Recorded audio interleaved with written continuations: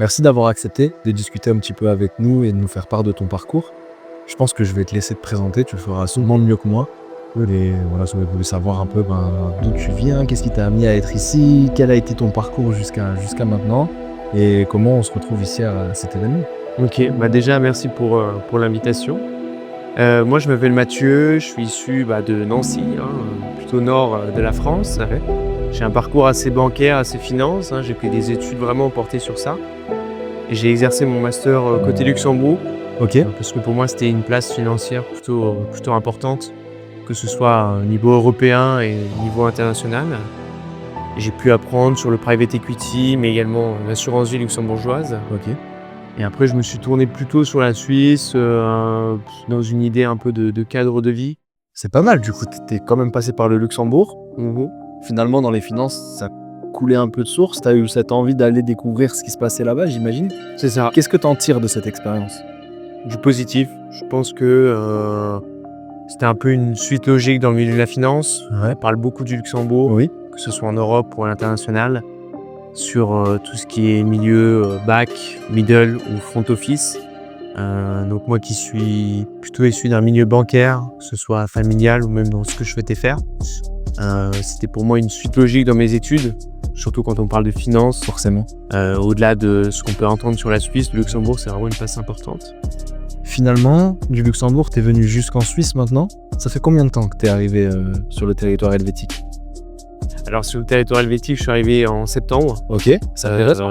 Effectivement, c'est assez récent. Moi, j'ai fini mes études en fin août, Ok. côté Luxembourg. Donc ensuite, pour le cadre de vie, pour les opportunités. C'est vrai qu'on entend beaucoup aussi que la Suisse, c'est une réputation assez importante niveau finance, niveau bancaire.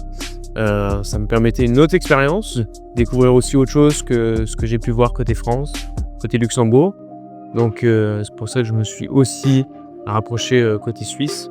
Au-delà des montagnes, c'est aussi en ce qui est banque. C'est une suite logique finalement dans ton parcours, j'ai l'impression. Luxembourg, Suisse, tu t'es quand même attaqué à un gros morceau. Faut pas avoir peur d'oser. Ouais. C'est vrai que quand on pense, en tout cas côté européen, tout ce qui est Suisse, Luxembourg, c'est un gros challenge parce qu'on se dit c'est hyper dur d'y accéder. Mais je pense qu'il faut oser. Bon, sur le CV, ça peut faire peur et de se dire on n'en est pas capable, mais si c'est possible. Quand on a les ambitions, on peut profiter autant au Luxembourg que côté Suisse, Clairement. à travers nos compétences, à travers ce qu'on apprend, que ce soit côté France, que ce soit côté Luxembourg, que ce soit côté Suisse. Et on a une réelle plus-value à apporter par rapport à ça. Tout à l'heure, tu as parlé de front, tu as parlé de back, tu as utilisé du jargon. Explique-nous un petit peu si tu peux. Ouais, c'est vrai que c'est trois notions qui sont peut-être pas forcément connues, en tout cas dans le jargon. C'est vrai qu'on spécifie, en tout cas dans le milieu de la finance, trois secteurs. Tout ce qui est back, c'est un peu fin de chaîne. Ok.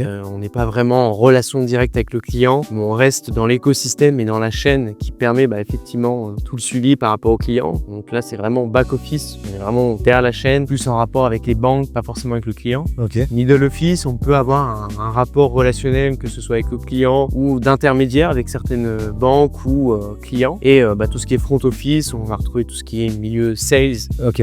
directement face to face avec le client, relationships, où on a vraiment un contact direct. Mais au final, c'est très complémentaire. Au final, le back, le middle et le front office, parce que c'est une chaîne qui commence mais qui se rejoint. Donc au final, on est tous ensemble, Clairement. dans le même bateau, quoi. L'un ne va pas sans l'autre. Exactement. J'ai oublié d'avoir ces trois éléments pour avoir un parcours client complet. Et donc, tu as eu l'occasion un petit peu de voir ces trois facettes du métier. C'est ça. Moi, j'ai eu l'opportunité de commencer un peu par du back-office.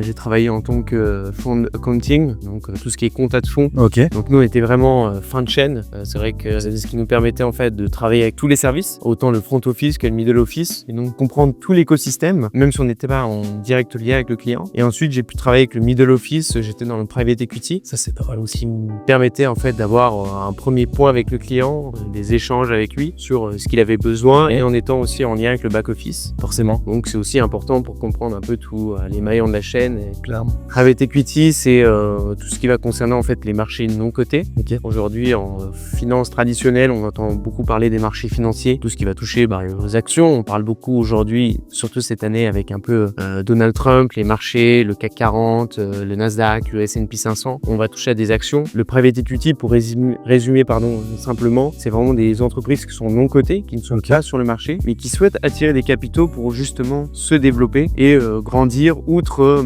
les marchés financiers, les contraintes qu'on pourrait avoir. C'est un peu similaire aux dettes privées. Voilà, c'est ça. Un très beau parcours du coup, tu nous as donné pas mal d'infos, mais j'aurais aimé rappeler l'âge que tu as. J'ai 24 ans. C'est beau, franchement 24 ans, Nancy, Luxembourg, aujourd'hui Genève, c'est un très beau parcours, comme quoi tu le disais tout à l'heure, il faut oser, et quand on ose, on y arrive. On a parlé de dette privée, on a utilisé quelques mots du jargon. Si vous voulez en savoir plus, n'hésitez vraiment pas à vous rendre sur la dernière vidéo qu'on a pu sortir avec Patrick Mas, qui justement rentre un petit peu plus en détail dans ces termes. Et si vous souhaitez qu'on aille un petit peu plus loin avec Mathieu dans son parcours, dans ses connaissances, n'hésitez pas à nous demander dans les commentaires, histoire qu'on fasse une vidéo complète avec Mathieu, parce que je pense qu'il a pas mal de choses à nous apprendre. Il a déjà un beau parcours à seulement 24 ans. On l'a dit tout à l'heure, nord de la France, Luxembourg, Suisse aujourd'hui. C'est vraiment quelque chose d'inspirant. Et j'aurais voulu savoir, qu'est-ce que tu aurais pu donner comme conseil à un jeune du milieu des finances, un petit peu comme toi? Finalement, qu'est-ce que tu aurais donné comme conseil à ton toi de 18 ans? Si tu pouvais aujourd'hui te parler quand tu avais 18 ans, qu'est-ce que tu te dirais? On l'entend souvent, mais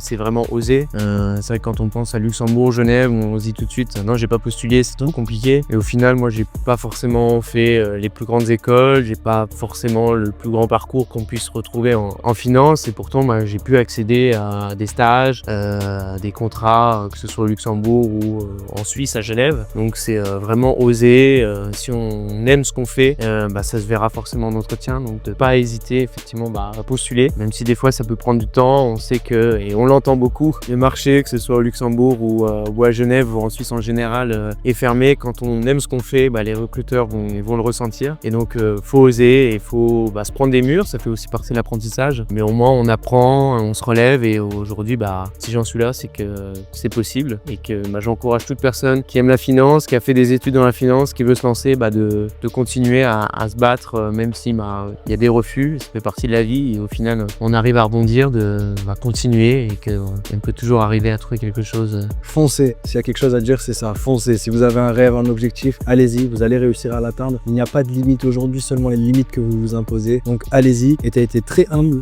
Je te remercie d'avoir pris le temps de discuter un petit peu avec nous. Et à très bientôt, j'espère, dans un prochain épisode. Merci, on verra si ils adhèrent effectivement.